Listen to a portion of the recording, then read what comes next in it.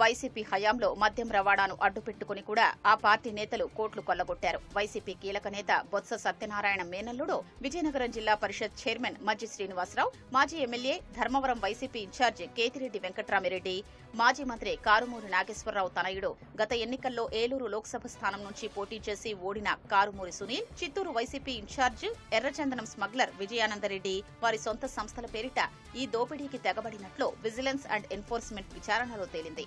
ఇక మాజీ మంత్రి అంబటి రాంబాబు బినామీ సంస్థల ద్వారా దోపిడీ చేసినట్లు గుర్తించింది. వీరంతా కలిసి 250 కోట్ల రూపాయల మేర దోచుకున్నట్లు వెల్లడైంది.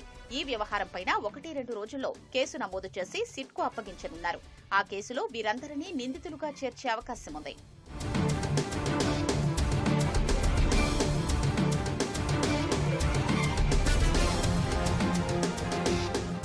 వైసీపీ హయాంలో బేవరేజెస్ కార్పొరేషన్ డిపోల నుంచి ప్రభుత్వ దుకాణాలకు మద్యం సరఫరా చేసే రవాణా కాంట్రాక్టును తొలుత జిల్లా స్థాయిలో జాయింట్ కలెక్టర్ల నేతృత్వంలోని కమిటీ నిర్ణయించేది.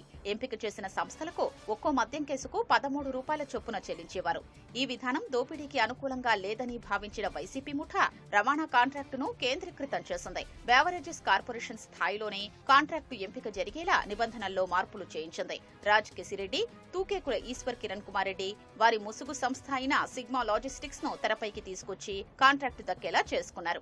అది కూడా ఒక్కో మద్యం కేసుకు 34 రూపాయల చొప్పున చెల్లించేలా ఒప్పందం చేయించుకున్నారు. ఇలా ఒక్కో మద్యం కేసు రవాణాపై 21 రూపాయల చొప్పున అదనంగా లబ్ధి పొందారు. సిగ్మా లాజిస్టిక్స్ కు బేవరేజెస్ కార్పొరేషన్ అప్పట్లో 450 కోట్ల రూపాయలు చెల్లించింది. సిగ్మా లాజిస్టిక్స్ ముసుగులో మద్యం రవాణా కాంట్రాక్టును చేతుల్లోకి తెచ్చుకున్న రాజ్ కిసిరెడ్డి, ఈశ్వర్ కిరణ్ కుమార్ రెడ్డిలో 5% మేర కమిషన్ చెల్లించేవారు.